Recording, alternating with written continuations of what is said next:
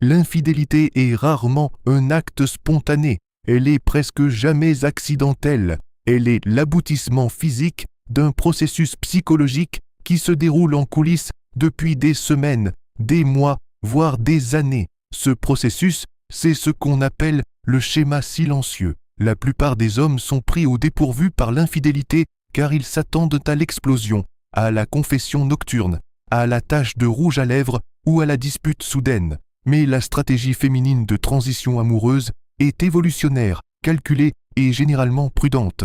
Elle repose sur une séquence précise de détachement émotionnel, de recherche de validation et d'évaluation de la sécurité avant même que la limite physique ne soit franchie. Pour comprendre ce schéma, il faut déconstruire les 7 étapes distinctes de la trahison silencieuse. La première étape est l'ère de l'indifférence. C'est la phase la plus contre-intuitive. Les hommes sont conditionnés à croire qu'une relation est en péril lorsqu'il y a conflit. Quand il y a des cris, des reproches et des disputes, l'investissement est toujours présent. Une femme se dispute parce qu'elle veut vous changer. Elle veut construire une relation durable. Le schéma silencieux commence lorsque le tumulte cesse. Elle cesse de se plaindre de tes habitudes. Elle cesse de te demander où tu étais. Elle cesse d'organiser des sorties. Ce n'est pas la paix, c'est la fin de ses espoirs. Elle a décidé intérieurement que tu n'es plus la source de son bonheur ni de sa sécurité. Elle a cessé de réparer la voiture car elle cherche déjà un autre véhicule.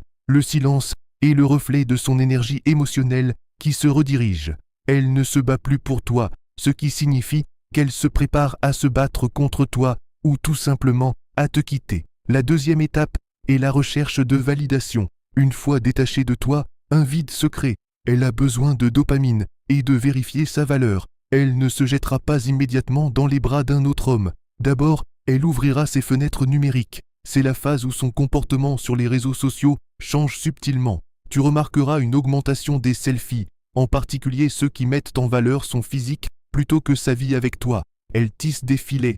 Elle recherche des hommes qui gravitent autour d'elle, qui commenteront, aimeront et valideront son charme. Cette phase est cruciale pour elle, car elle construit son filet de sécurité. Elle a besoin de savoir que si elle quitte le cocon familial, elle trouvera un refuge sûr. Elle ne vous trompe pas encore physiquement, mais elle vous trompe déjà psychologiquement. Elle tire sa dose de sérotonine et de dopamine des notifications sur son écran plutôt que de ses interactions avec vous. Si vous remarquez qu'elle sourit à son téléphone, mais vous regarde d'un air renfrogné, c'est que le processus a commencé. La troisième étape est la réécriture de l'histoire. C'est la phase de justification psychologique. Il est difficile pour l'être humain de se voir comme le coupable. Pour tromper, une femme doit se convaincre qu'elle est la victime. Elle ne peut pas être le méchant. Alors, vous devez devenir le monstre. Elle va commencer à réécrire l'histoire de votre relation. Soudain, les bons souvenirs sont transformés en moments de solitude ou d'incompréhension. Elle ressortira des erreurs commises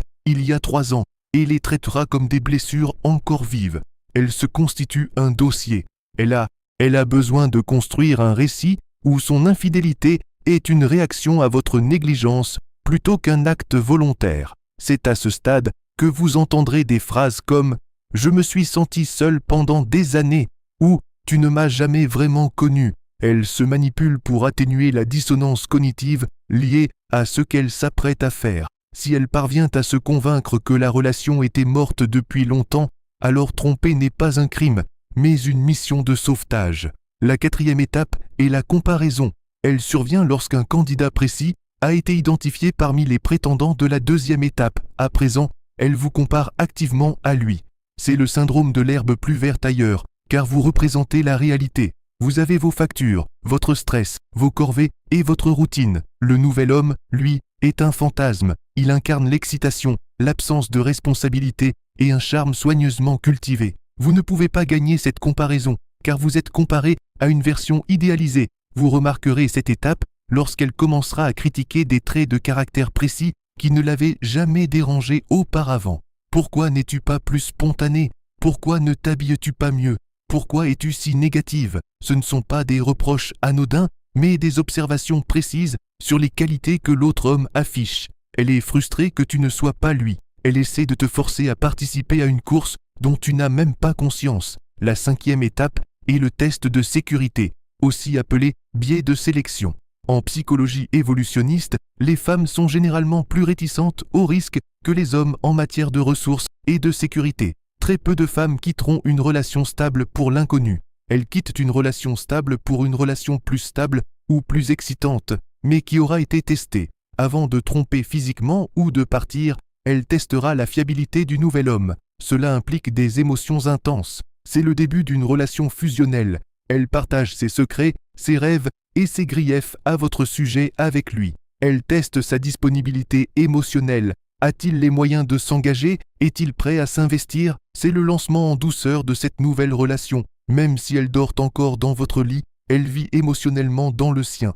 Elle s'accroche à cette partie de votre relation jusqu'à ce qu'elle soit bien ancrée dans la suivante. Ce n'est que lorsqu'elle se sentira en sécurité avec lui qu'elle vous laissera partir. La 6e étape est celle du rideau de fer. C'est la phase de sécurité opérationnelle. Dès que la liaison passe du stade émotionnel au stade physique, ou est sur le point de le devenir, sa vie privée devient une véritable épée de Damoclès. Le téléphone est la boîte noire de cette liaison. Il restera toujours caché. Les mots de passe changeront. Les notifications seront désactivées. Mais le signe le plus subtil est l'allongement du temps. Ses activités quotidiennes s'étendront. Une séance de sport d'1 heure deviendra 2 heures et demie. Faire les courses prendra 90 minutes. Les retards au travail deviendront une habitude hebdomadaire. Si vous posez des questions à ce sujet, elle réagira avec une colère disproportionnée. C'est un réflexe de défense. Elle est terrifiée à l'idée d'être découverte. Alors, elle exploite votre insécurité pour faire taire toute question. Elle dira « Tu es trop autoritaire »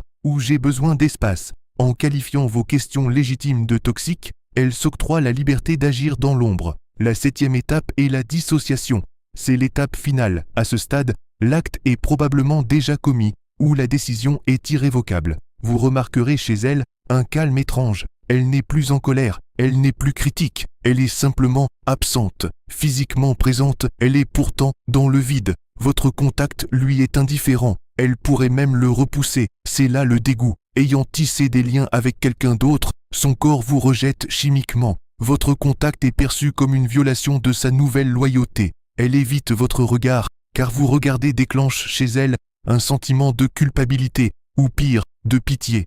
Elle gagne du temps, attendant le moment opportun pour mettre à exécution le plan de sortie élaboré à la 5e étape. Pour déceler ce schéma silencieux, il faut cesser d'écouter ses paroles et commencer à observer ses actes. Les mots peuvent tromper, les comportements, non. Si vous remarquez le silence, le secret numérique, la réécriture soudaine de votre histoire et la froideur émotionnelle, il ne s'agit pas d'une simple traversée du désert. Vous assistez à un processus de remplacement presque achevé. Ce schéma est silencieux, mais d'une évidence assourdissante. Si vous êtes prêt à voir la réalité en face, la relation que vous tentez de sauver est probablement déjà un fantôme. Vous êtes simplement le dernier à en être hanté.